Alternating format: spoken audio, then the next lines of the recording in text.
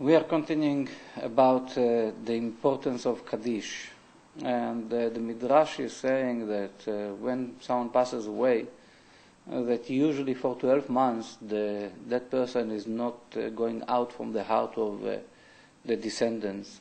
So this is one of the reasons why the mourning period is 12 months. And it says that if there is a mercy that a person can do with another one, this is the mercy that we do with those that passed away, that now they cannot do any more action to reveal more light and to earn more light, to do more good deeds. And as this is the world in which we can do the good deeds. As there was once 500 years ago in Krakow, in Russia, a very well-to-do person, very rich person, the only rich Jew in that community.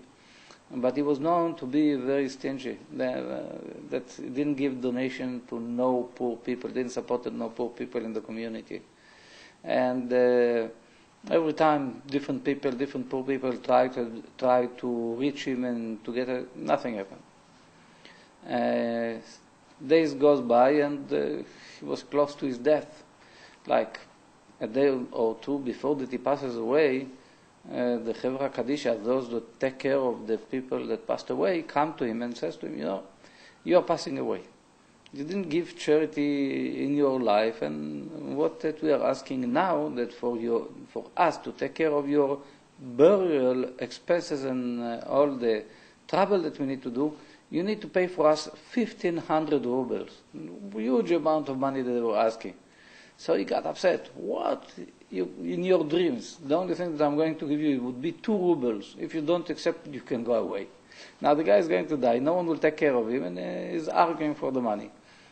So the people, those that were responsible for the burial, made a decree that no one would bury him if he's not giving that donation. They were so upset with him. So he said, I don't care. If no one will bury me, no one will bury me. And he passes away. And there was a decree not to bury him. So one day passed on, 2 days goes by, 3 days go by, no one is burying him. At the middle of the following night, one of the Jews could not stand it anymore, and at the middle of the night he went alone, carried him out of the town, and buried him outside of the cemetery. That week, Friday morning, the rabbi of the community doing his regular things, and a poor person is knocking on the door, is coming to ask for charity. So the rabbi gave him something from the money of the community. A few minutes later, another person comes. A few minutes later, another one comes. And it's like pouring like rain. The rabbi was asking him, just a second, what's going on? Through the entire few past years, nothing like this happened. Now it's pouring, that everyone are coming to ask, everyone in need. So he said, what is the difference? And then he had a feeling, because this was the day that the rich person of the community passes away. He had a feeling. So the next person that comes to ask for charity, ask him, did you ever go to Yosale? His name was Yossi. Yosale from Krakow. Did you go to him to ask for charity? He says, yes. And what happened? He let me in the house. We were sitting to drink coffee or tea, cookies, and he was asking about my family, how many people we are, etc. But eventually threw me out of the house, didn't give me nothing. And then what happened? So since then, like a week later or 2 weeks later, I started to receive envelopes under the door. Every week we had on Wednesday night or Thursday night, we had an envelope of money that was sufficient for a week for the family. Like barely, but was sufficient. The following person comes to ask for charity, he's asking him, and he received the same answer. Then the rabbi knew that the one that was putting the envelopes was Yosale from Krakow. And now he was totally terrified because they didn't bury him properly. And he was taking care of the community for many years without knowing, no one knows that.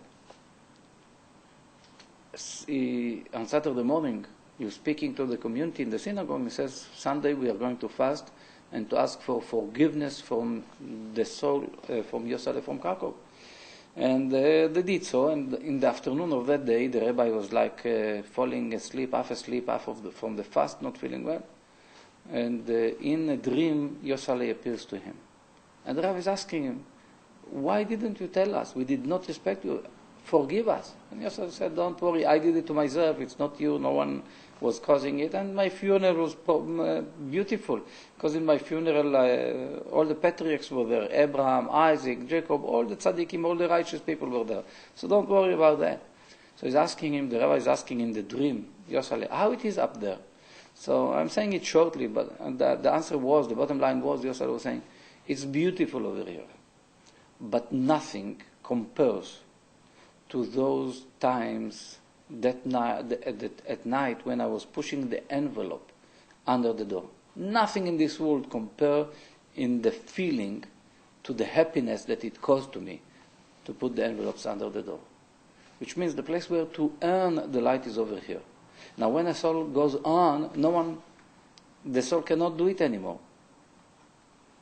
This is why those that are staying over here can do a mercy of truth with the person that passes away. And it says that the respect, in a book named Pele Yoetz, it says that the respect that a child, a son, a daughter can do to their parents after their death is bigger than the respect before that they passes away.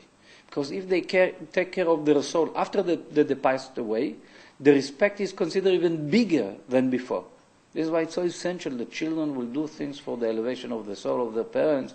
It's powerful. And we have an example for that it's a very powerful example. Abraham the patriarch, that was a huge righteous, all the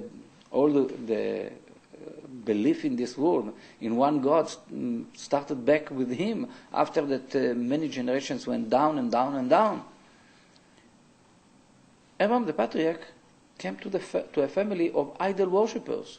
His father, Terach, was totally into idol worshipping. He had a factory for that. He was selling idols. What happens with the soul of Terach that was idol worshipper? So the Midrash is saying that he's sitting in the Garden of Eden. Why? Because of the good deeds that his son was doing. The righteousness of Abraham gave a merit to the father that it took him out of hell and put him in the Garden of Eden to sit among the tzaddikim, even though that he was idol worshipper during his life. Which means what the son and a child can do for the parent is huge. So we should not dismiss it and take it lightly. There is a story, and with this I will end this segment of learning about the Kaddish. Rabbi Chaim Sonnenfeld, that was a huge righteous person that lived in the previous century, was the head rabbi of Jerusalem. When he was in Europe in a yeshiva, there was a story one day. He was called with his friend, another friend from the yeshiva, to be witnessing a person that is writing a letter and signing the letter, giving it to a widow that was supporting the yeshiva. What was the story? This widow usually was supporting the yeshiva, that in the yeshiva they should say kaddish. At the beginning it was because that she lost her husband. She was asking that they will say kaddish for her husband. She had just daughters and not sons. So therefore she needed in the yeshiva that they would say it. Now, after the year was complete, she was coming to give more donation. They told her, you don't need anymore. The year is done. It's finished. But she said, you know what, take the donation, continue to pray for those that don't have no one to say Kaddish for them. And they continued.